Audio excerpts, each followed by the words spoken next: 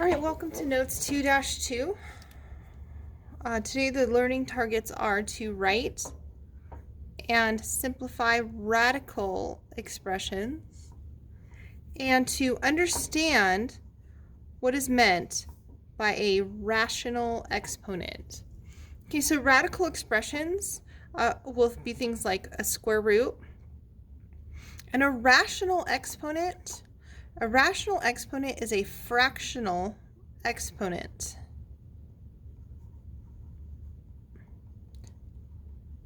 So a fractional power.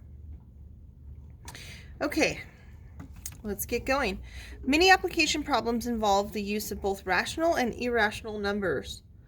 The frame of the box kite shown has 4 legs of equal length and 4 pairs of crossbars, all of equal length. The legs of the kite form a square base. The crossbars are attached to the legs so that each crossbar is positioned as a diagonal of one of the 4 square bases.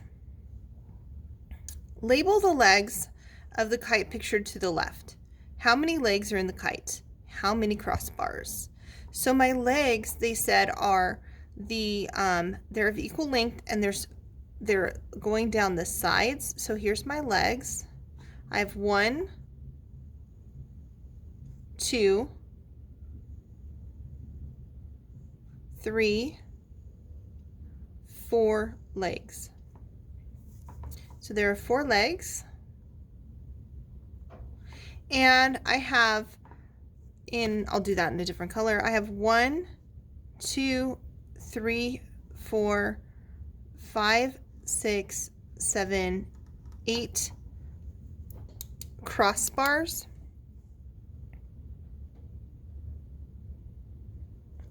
And they're all of equal length. So 4 pairs of crossbars would give me 8 crossbars.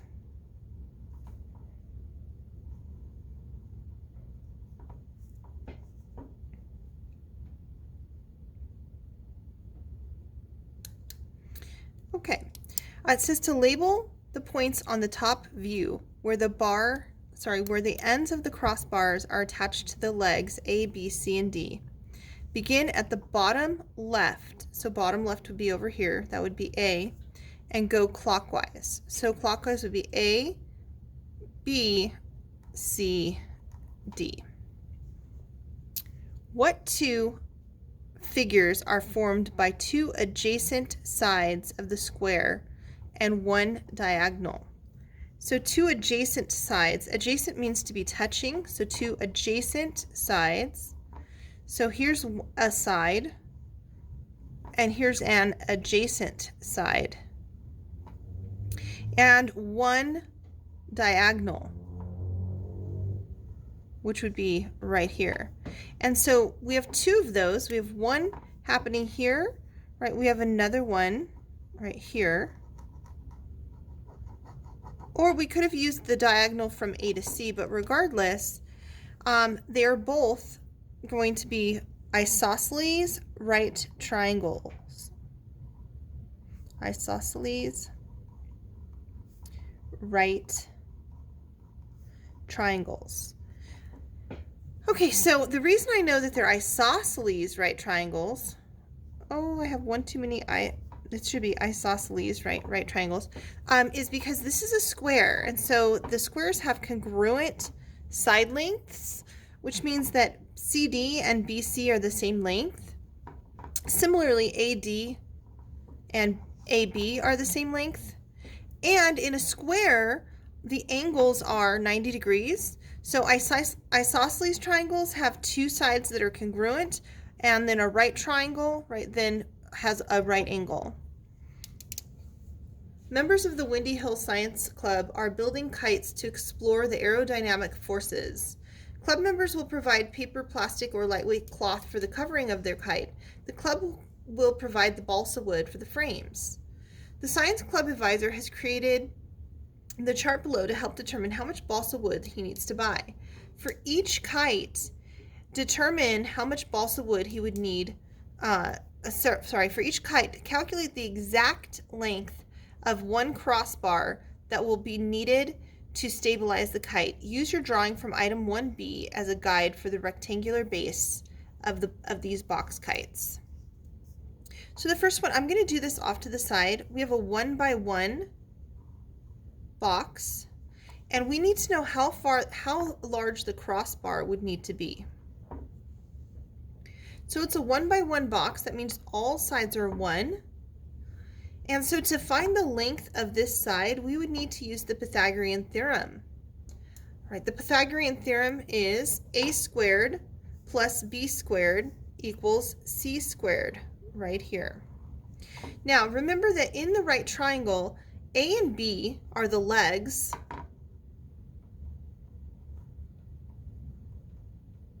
but C is always the hypotenuse. So the hypotenuse is the side across from the right angle. Again, in a right triangle, so here's my right triangle. Here's my right angle. My hypotenuse will always be across from the right angle. Now my legs can switch. The order that I put them in won't matter because I'm going to add them anyway, and the order that you add won't matter. So right now we have a 1x1. So we have 1 squared plus 1 squared equals c squared, and we're looking for c. So that's 2 equals c squared, right? 1 plus 1 is 2. And so then to find c, we would square root both sides, and we get square root 2. It does say exact length, so you do not use a calculator to evaluate exact length. All right, similarly, if we had a 2x2, so this time if I have a 2x2 square, and I want to know the exact length of the crossbar, this would be a 2x2. I would do 2 squared plus 2 squared equals c squared. That would be 4 plus 4 equals c squared. 8 equals c squared, so the square root of 8. And a 3x3 crossbar would be the same thing, right? We're going to do 3 squared plus 3 squared. I'm out of room, so I'll do it on another piece of paper. So 3 squared, this is for the next one. 3 squared plus 3 squared is equal to c squared. That's 9 plus 9 is equal to c squared. So 18 equals c squared. So c equals the square root of 18. So square root of 18. I guess I should show this last step. C equals the square root of 8 over here. Okay, this is for kite C. For kite D, now it says that for kite D, our dimensions are 1x2. And so this is not going to be a square anymore. This is going to be a rectangle. It's a 1x2. Again, A and B, we can switch their order. It doesn't matter. So 2 squared plus 1 squared equals c squared. That would be 4 plus 1 equals c squared. So 5 equals c squared. And so c equals the square root of 5. Square root 5. All right, go ahead and pause right here. I'd like you guys to try the next 2. So you should be pausing your video right here to try the next 2.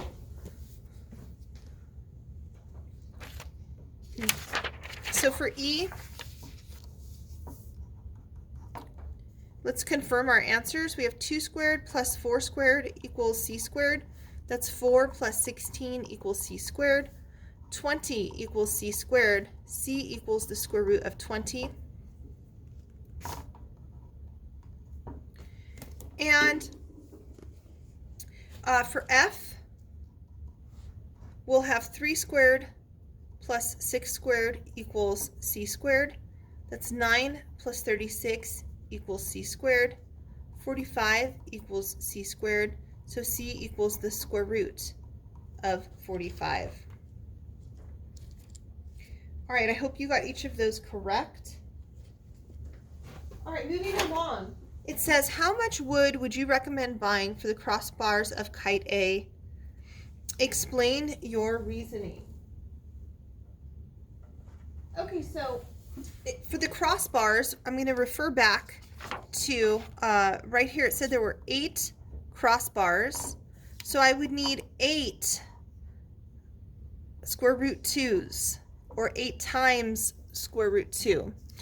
Another way to write this would be to say I have square root 2 plus square root 2 plus square root 2 plus, right, 8 times. So I would have 8 square root 2's. So something that we should see that is happening here is that when we add radicals, we never add what's under the radical, meaning this didn't become a different square root under my radical. If I have 1 square root 2 plus 1 square root 2 plus 1 square root 2 plus all the way right to this last square root 2, I'll have 1, 2, 3, 4, 5, 6, 7, 8 square root of 2's, and so it'll just be written as 8 square root 2. Now, when we go into to buy our wood, right, we would not ask for 8 square root 2. We'd use a calculator to approximate that, but that's not what this question is asking you. All right, next. It says each amount of wood in table 2 is a radical expression. A radical expression is written in the form of we have a radical. This is called our index, and this is called our radicand. So it says where A is the radicand, the radical is the radical symbol, and N is the root index. And so that we would read this as the nth root of A is equal to B if B to the N equals A. So let me explain what they're talking about here. They're doing an example of that over here. So for example, the square root of 25 is 5 because 5 squared equals 25. All right, and then when there's no root in the index given, it is assumed to be a 2 and is called a square root. So for example, these 2 are equivalent to one another. We do not write the 2 right here, but the index is a 2. And recall from the previous lesson that the square root of a positive integer is only rational when the radicand is a perfect square. So off to the side, if we want to list some perfect squares, we've got 1 squared is 1, 2 squared is 4, 3 squared is 9, 4 squared 16, 5 squared 25, 6 squared is 36, 7 squared is 49, 8 squared is 64, 9 squared is 81, 10 squared is 100, 11 squared is 121, 12 squared is 144, 13 squared is 169, 14 squared is 196, 15 squared is 225, and so on. But you should know at least through 15. You should have them memorized. All right. It says finding the square root of a number or expression is the inverse operation of squaring. It's the inverse operation of squaring, which we already know based off of the Pythagorean theorem. The way that we were getting rid of this square is we were square rooting each side of the equation. And so this square root would reduce out with that square their inverses.